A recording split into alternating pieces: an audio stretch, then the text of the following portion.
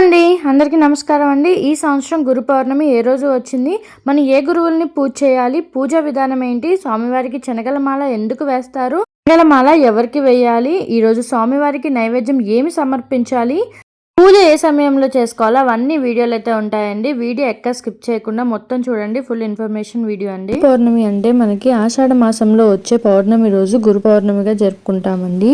గురు పౌర్ణమి రోజు బాబావారికి పూజ ఎందుకు చేయాలి అంటే, గురు పౌర్ణమి రోజు బాబావారికి కాదండి, దత్తాత్రేయుడికి, రాఘవేంద్ర స్వామికి, సాయిబాబాకి, గురువులందరికీ పూజ అనేది చేసుకుంటారండి.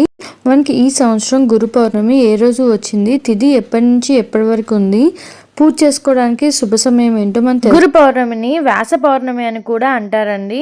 ఈ సంవత్సరం మనకి గురు పౌర్ణమి ఏ రోజు వచ్చిందో తెలుసుకుందామండి. గురువారం అంటే గురు పౌర్ణమి, వ్యాస పౌర్ణమి గురువారం జూలై 10, 2025 అంటే జూలై 10వ తారీఖున మనకి గురు పౌర్ణమి అనేది వచ్చిందండి. విశేషంగా ఏంటంటే గురువారం రోజున మనకి గురు పౌర్ణమి రావడం అండి. గురు పౌర్ణమి రోజు మనం గురువులందరినీ పూజిస్తే చాలా మంచి జరుగుతుందండి. ఆ రోజు తల్లిదండ్రుల్ని, మన గురువు విద్య నేర్పిన గురువుల్ని, మన ఇంట్లో ఉన్న పెద్దవాళ్ళకి, మనం ఎంతగా నమ్ముతున్న భగవంతుణ్ణి ఇలా పూజించుకుంటే చాలా మంచిదండి. గురు పౌర్ణమి తిథి అండి జూలై 10, 2025 గురువారం అర్ధరాత్రి 1:36 ప్రారంభమయ్యి జూలై 11, 2025 శుక్రవారం 2:06 తిథి ఉంటుందండి. మనకి సూర్యోదయానికి ముందుగా ఉండే తిథి అండి. అంటే జూలై 10వ తారీఖున గురువారం రోజున గురు పౌర్ణమిగా అయితే జరుపుకోవాలండి. ఇప్పుడు పూజా విధానం గురించి తెలుసుకుందామండి. నేనైతే గురువుగా ఇలాగ నా దగ్గర సాయిబాబా విగ్రహం అయితే ఉందండి.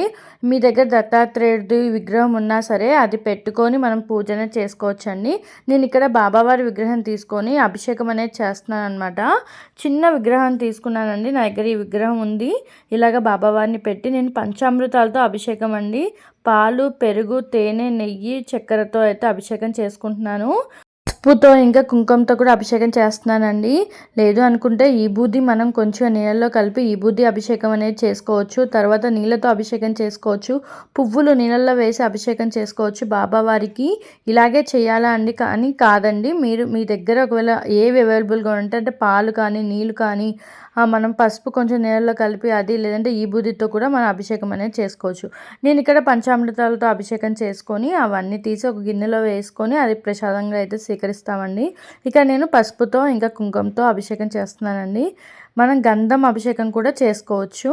ఇలాగ బాబావారికి అభిషేకం చేశాక మొత్తం శుభ్రంగా నీళ్ళతో అయితే మనము కడిగేయాలండి. ఎక్కడ ఏది పెరుగు కానీ కొంచెం తేనె కానీ నెయ్యి కానీ ఉండిపోతుంది కదా, అదేం లేకుండా మొత్తం కడిగేసుకోవాలి. ఇలా బాబావారికి నీళ్ళ అభిషేకం చేసేసి మనం నీట్గా బాబావారిని తుడిచి అలంకరించుకోవాలండి. ఈరోజు బాబావారికి గులాబీ పూలన్నా పసుపు కలర్లో పువ్వులన్నా చాలా ఇష్టం అనమాట. ఇలాగ మనం బాబావారికి బొట్లని పెట్టేసుకోవాలండి. ఇక నేను గంధము కుంకుమతో బొట్లని పెట్టుకుంటున్నాను. ఇలాగ పెట్టుకొని స్వామివారికి పువ్వులతో అలంకరించుకోవాలి. ఈరోజు మనం స్వామివారికి దీపారాధన అండి 5 దీపాలు వెలిగించుకోవాలన్నమాట. పంచ దీపాలు అంటారు కదా, అలాగ మనం 5 దీపాలు వెలిగించుకొని స్వామివారికి పూజ అనేది చేసుకోవాలండి.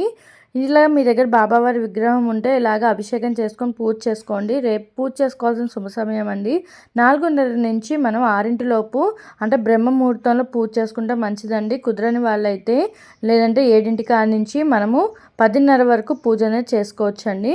అంటే పిల్లలు పొద్దున్నే స్కూల్కి వెళ్తారు, కుదరదు అనుకున్న వాళ్ళైతే స్కూల్కి వెళ్ళిన తర్వాత పిల్లలు మనం 8 నుంచి పూజ అనేది చేసుకోవచ్చు. స్వామివారికి గురు సూత్రం ఉంటుంది కదండి. గురు బ్రహ్మ, గురు విష్ణు, గురుదేవు మహేశ్వర, గురు సాక్షా పరబ్రహ్మ, తస్మై శ్రీ గురువే నమః అంటూ మనం ముందు గురువుని తలుచుకుని పూజ అనేది మొదలు పెట్టాలండి.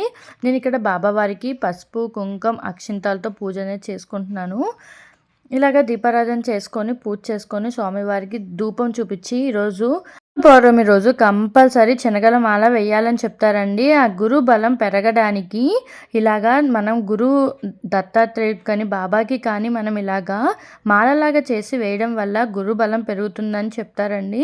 నేనైతే ఇక్కడ శనగలు ముందు రోజే నానబెట్టుకొని ఆ శనగల్ని మనం తెల్లారి స్వామివారికి 11 కానీ 21 కానీ 51 కానీ 108 కానీ మనము శనగలు ఇలా గుచ్చుకొని స్వామివారికి మెల్లో మనం ఇది పూజ దీపారాధన ధూపం చూపించాక స్వామివారికి మెల్లో మాలలాగా వేయాలండి.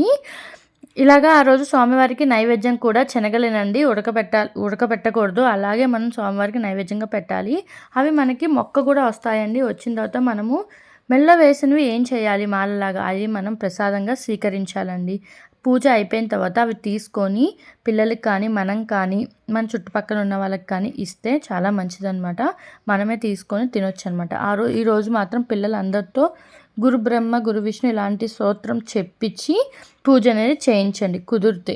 ఇదండి ఈరోజు గురు పౌర్ణమి రోజు బాబావారి అభిషేకం తిథి, పూజా విధానం, మనం శనగల మాల ఎందుకు వేయాలో తెలుసుకున్నాం కదండి. మరిన్ని వీడియోస్ కోసం నా ఛానల్ని సబ్స్క్రైబ్ చేసుకోండి. మీకు కానీ వీడియో నచ్చితే ఒక లైక్ చేయండి.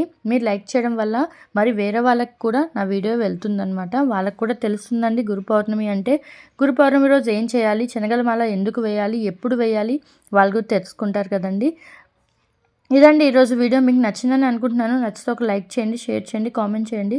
అందరికీ గురు పౌర్ణమి శుభాకాంక్షలు.